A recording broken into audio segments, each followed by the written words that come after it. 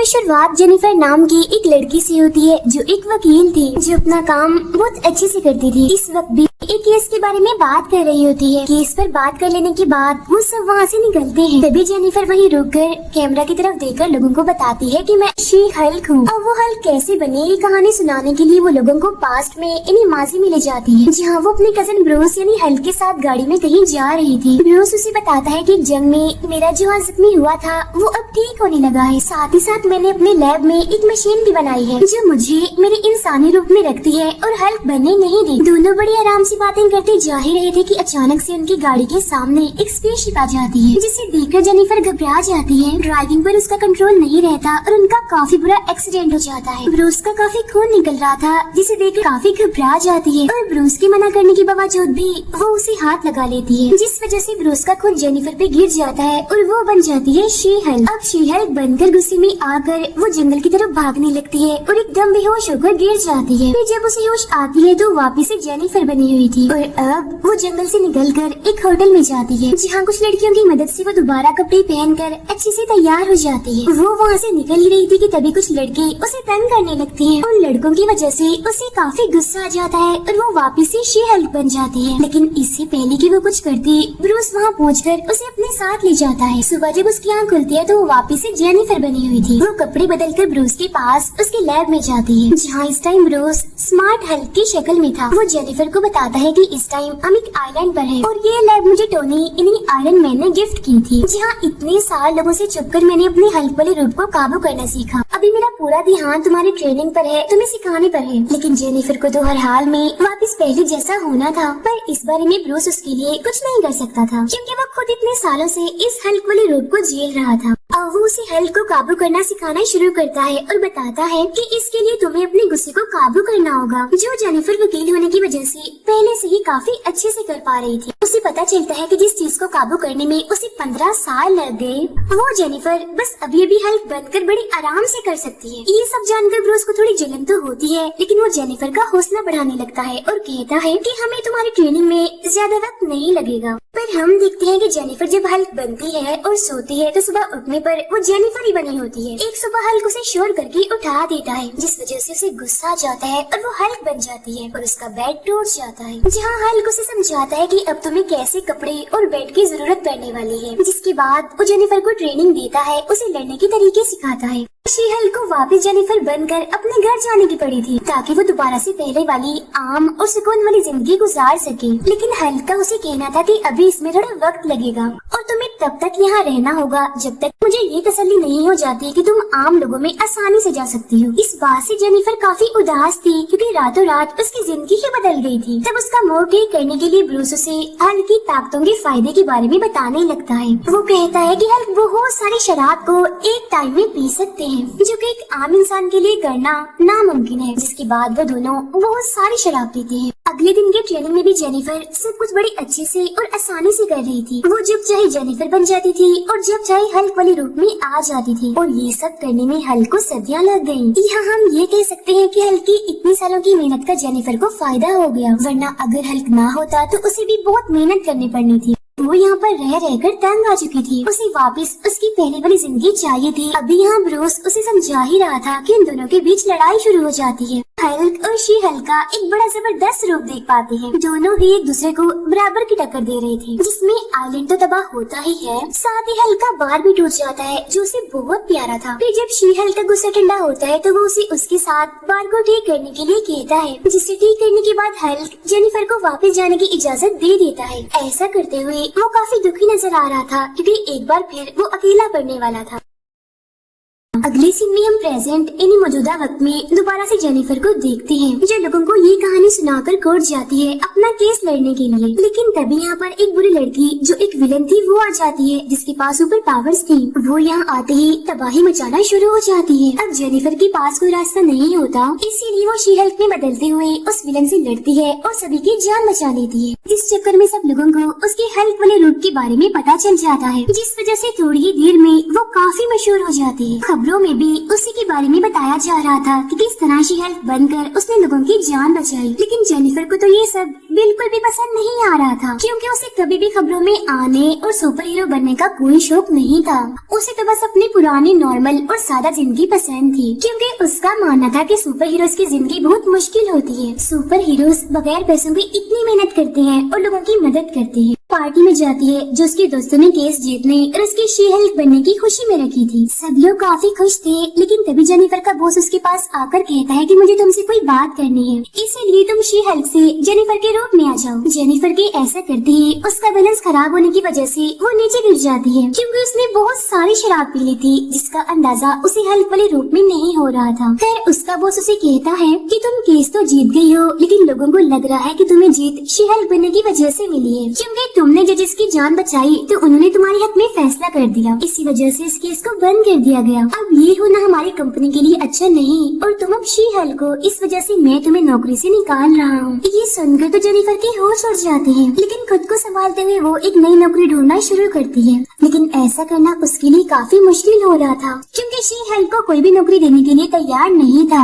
और जब मायूस होकर बैठी थी तो उसके पास उसकी मॉम डैड का मैसेज आता है, जो उसे आज रात अपने साथ खाना खाने के लिए बुलाते हैं। यहाँ अपने डैड के साथ बैठकर वो अपने दिल का बोझ हल्का करती है, क्योंकि पिछले कुछ दिनों से उसकी जिंदगी बिल्कुल बदल चुकी थी। ये तक कह देती है कि काश उस दिन ब्रूस को मैंने वहीं मरने के लिए छोड़ दिया होता, तब शायद सब कुछ ठीक होता और मुझे ये सब कुछ झेलना न पड़ता। लेकिन उसके डैड उसे काफी हौसला देते हैं। इस पर एक नई उम्मीद के साथ जेनिफर मुश्किलात का सामना करने के लिए निकल जाती है। जेनिफर एक बार में होती है जहाँ उसके पास उसी कंपनी का बॉस आता है जिसके खिलाफ जेनिफर केस लड़ रही थी। वो जेनिफर को नौकरी देने का कहकर कल ऑफिस आने का कहता है। जहाँ जाने पर जेनिफर को पता चलता है कि वो लोग एक नया डिपार्टमेंट खोल रहे हैं, जहाँ उसे ऐसे इंसानों के लिए केस लड़ने होंगे जिनके पास सुपर पावर्स हैं और जिन्हें सुपर ह्यूमंस कहा गया है। इसीलिए उसे नौकरी पर हर टाइम हल्क बनकर रहना होगा। ये सुनकर जेनिफर कैमरा की तरफ देखकर बोलती है कि हमेशा मुझे वही काम क्यों करना पड़ता है जो मैं करना नहीं चाहती। ये सुनकर हमें जेनिफर पर तरस भी आता है और उसकी हालत देखकर हंसी भी आती है। फिर यहाँ उसे बताया जाता है कि तुम्हारा पहला केस अबोमिनेशन के लिए होगा। अबोमिनेशन दरअसल हल्क का बहुत बड़ा दुश्मन था, जिसने हल्क की जान लेने की भी कोशिश की थी, लेकिन हल्क ने उसे हराकर जेल में बंद करवा दिया और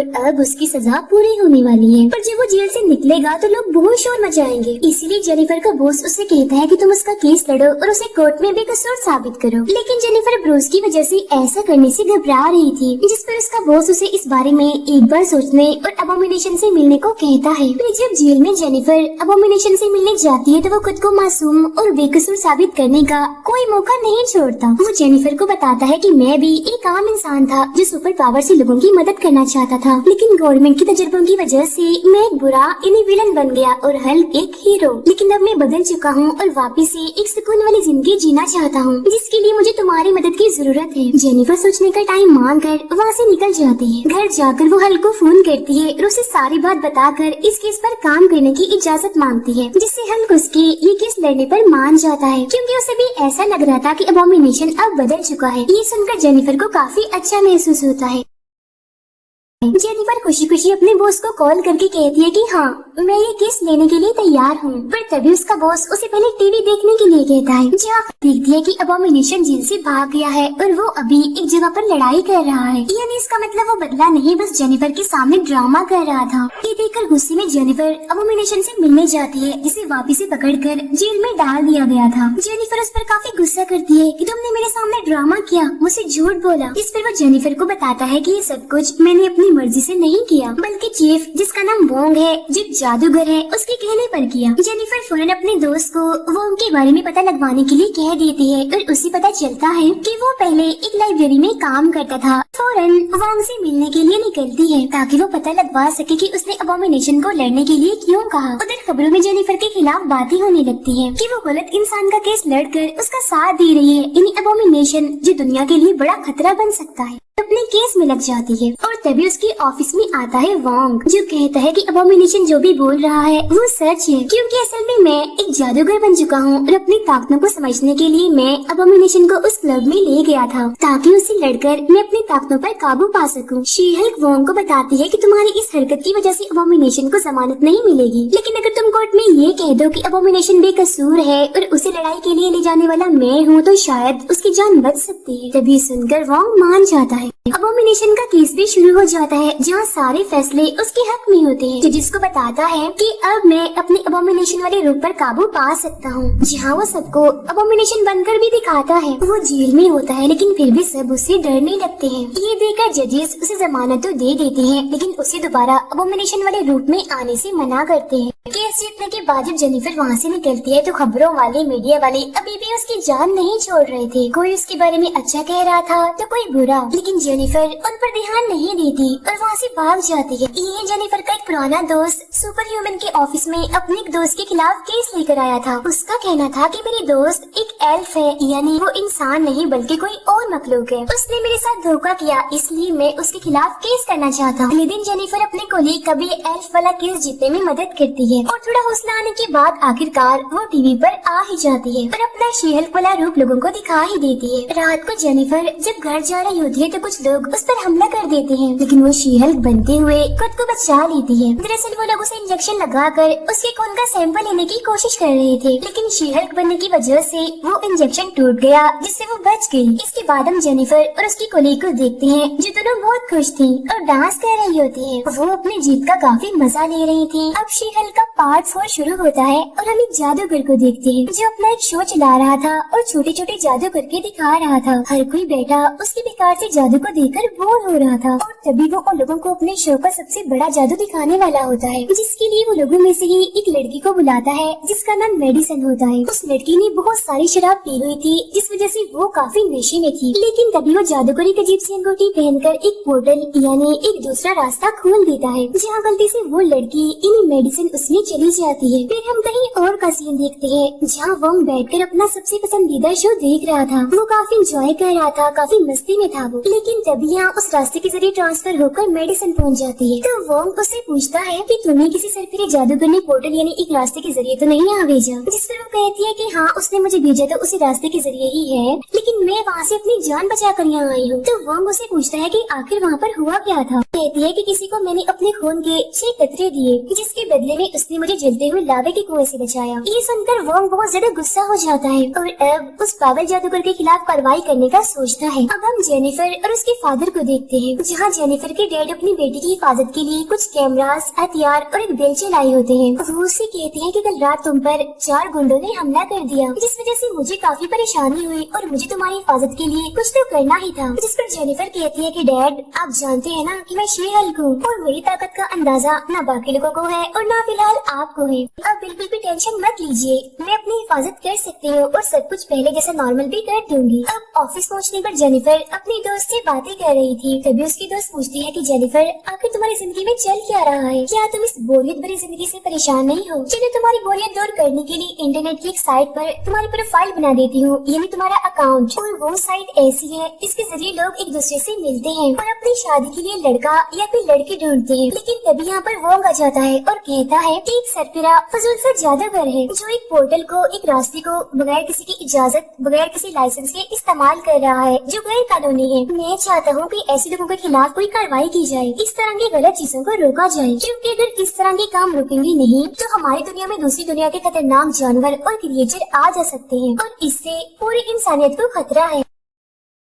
ये सुनकर जेनिफर उससे पूछती है कि आपके पास कोई एग्रीमेंट है, जैसे गवर्नमेंट की तरफ से कोई एग्रीमेंट, कोई नोटिस या फिर कोई पेपर जिस पर मैं कार्रवाई कर सकूं, क्योंकि अगर हम जज के सामने बगैर किसी पेपर के गए तो वो तो हमें कोर्ट में खड़ा भी नहीं होने देंगे। वो कहते हैं कि ऐसा कुछ तो नहीं है, लेकिन मेरे पास गवाह जरूर है जो ये बता सकते हैं कि उस जादूगर ने ये हरकतें सचमुच की है। ये कहकर वो जाने लगता है। तब जेनिफर उससे कहती है कि इस बार अपना कोई नाम पता कुछ तो दीजिए, जिस पर वो जादू से एक कार्ड उसे देता है और कहता है कि इस पर कॉल कर देना, मैं फौरन आ जाऊंगा। फिर शाम को जब जेनिफर और उसकी दोस्त एक बार में बैठे थे तो उसकी दोस्त जेनिफर का मोबाइल लेकर बहुत से लोगों को मैसेज कर देती है मिलने के लिए, लेकिन कोई भी उससे मिलना नहीं चाहता था। तब ये देखकर उसकी दोस्त कहती है कि क्यों ना तुम अपनी प्रोफाइल शी-हल्क के नाम से बना लो और फिर देखना कैसे लोग तुमसे मिलने के लिए तुम्हारे पास आते हैं। लेकिन फिलहाल वो ना कुछ कहती है और ना ऐसा कुछ करती है। फिर हम उसी सरकरी जादूगर को उसके ऑफिस में देखते हैं, जहाँ पर वोंग और जेनिफर भी थे, जो उसे पास आ जाने के लिए एक नोटिस देते हैं और कहते हैं कि अब से तुम कोई भी किसी किसी भी किस्म का जादू नहीं करोगे, क्योंकि इससे इंसानी दुनिया पर बहुत बड़ा खतरा आ सकता है, इसका तुम्हें अंदाजा भी नहीं। लेकिन वो जादूगर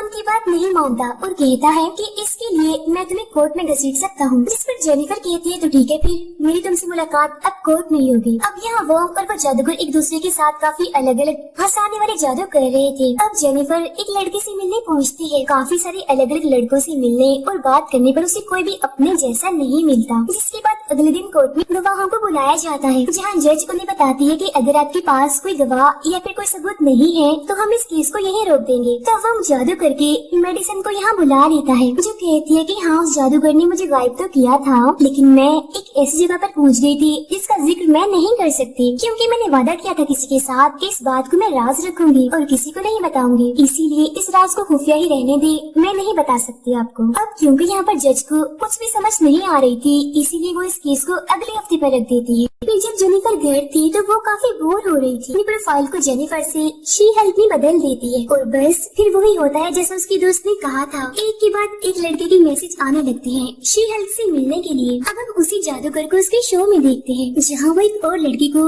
बिल्कुल पहले की तरह पोर्टल के जरिए गायब करने वाला था, लेकिन वो लड़की उसे ऐसा करने से मना कर देती है और कहती है कि पिछली बार तुमने मेरे जिस दोस्त को गायब किया था वो अभी तक नहीं आई, इसीलिए मैं तुम्हारी बातों में नहीं आने वाली। तभी सुनकर वो जादूगर किसी और जगह पर पोर्टल बना देता है, जहाँ से एक परिंदा बाहर आता है और उस लड़की के हाथ में अंडा दे देता है, और जब वो अंडा फूटता है तो उसके अंदर से एक क्रिएचर निकलता है। ये देखकर सभी लोग काफी हैरान हो जाते हैं। तब वो जादूगर एक और बड़ा सा पोर्टल खोलकर उसे अंदर भेजने की कोशिश करता है, क्योंकि वो छोटा सा क्रिएचर अब देखते ही देखते बड़ा होता जा रहा था। अब जादूगर के हिसाब से सब कुछ ठीक हो जाना चाहिए था, लेकिन ये उसकी सबसे बड़ी भूल थी, क्योंकि तभी उस पोर्टल से बिल्कुल वैसे ही और बहुत सारे क्रिएचर्स निकलकर बाहर यानी हमारी दुनिया में आने लगते हैं और हर जगह पर तबाही मचाने लगते हैं। अब क्योंकि वोंग भी एक जादूगर था, इसलिए इस जादूगर के पास वोंग से मदद के अलावा और कोई रास्ता नहीं था, इसीलिए ये उसे बुला लेता है और अब ना चाहते हुए भी वोंग को इस लड़ाई में उतरना ही पड़ता है। उधर शी हेल्प लड़के से मिलने के लिए पहुंच चुकी थी, जहाँ अब की बार भी वो काफी सारे लोगों से मिलती है, जहाँ कुछ तो उससे ये भी कहती है कि हमने बहुत सारा वजन उठाया है एक ही टाइम में, तुम ज्यादा से ज्यादा कितना उठा लेती हो? इस पर वो कहती है कि हाँ, आराम से 1-2 टन तो उठा ही लेती हूँ। अब इन्हीं लोगों में आखिरकार उसे एक लड़का पसंद आ ही जाता है, जो एक डॉक्टर था। शी हेल्प उसे अपने घर ले जाती है, लेकिन उनकी कोई बात करने से पहले ही वो यहाँ पर पहुँच जाता है और कहता है कि जेनिफर, मुझे तुम्हारी मदद की जरूरत है, इसलिए जल्दी करो, मेरे साथ चलो। और वो जेनिफर इन्हीं शी हेल्प को वहीं ले जाता है जहाँ वो क्रिएचर्स तबाही मचा रहे थे, और उस पोर्टल से अब भी एक के बाद एक वो क्रिएचर्स बाहर आ रहे थे। तब यहाँ जेनिफर वोंग से पूछती है कि आखिर मुझे करना क्या है, जिस पर वोंग कहता है कि मैं एक और पोर्टल खोलता हूँ, बस एक एक करके इन्हें दूसरी दुनिया में फेंकती जाऊँ। अब यहाँ खास बात ये थी कि इन क्रिएचर्स को मारने से इनका साइज और बड़ा हो रहा था, लेकिन फिर भी वोंग जादुई रस्सी बनाकर सभी क्रिएचर्स को उसे लपेट कर दूसरी दुनिया में फेंक देता है और वहाँ का दरवाजा बंद कर देता है। जिसके बाद जेनिफर दोबारा से अपने घर आ जाती है, जहाँ वो लड़का उसका इंतजार कर रहा था। अब ऐसे ही रात हो जाती है। फिर अगली सुबह जब वो लड़का जेनिफर को उसके असली रूप में देखता है तो सोचता है, ओह ये कौन है। जिसके बाद वो यहाँ से जाने का सोचता है, क्योंकि उसे तो सिर्फ शी हेल्प की पसंद आई थी। तभी उसके दरवाजे पर एक आदमी नोटिस देने के लिए आता है। जब जेनिफर उसे खोलती है तो देखती है कि एक लड़की ने उसे नोटिस भेजा है, जिस पर लिखा हुआ था कि शी हेल्प नाम पहले मैंने चुना था, यानी ये मेरा नाम है, मेरी इस नाम की प्रोफाइल भी है, रजिस्टर भी है ये नाम, लेकिन अब तुमने मेरे इस नाम को चुराया है तो इसलिए अब तुम पर केस होगा। इसके बाद हम देखते हैं मेडिसन को, जो वोंग के साथ बैठी होती है और वोंग का नाम अजीब तरीके से ले रही थी। दोनों ही आपस में अलग अलग किस्म की शराब की बातें कर रहे होते हैं। इस सीरीज के बाकी पार्ट्स हम तब अपलोड करेंगे जब वो रिलीज हो जाएंगे। तब तक के लिए goodbye, thank you for watching.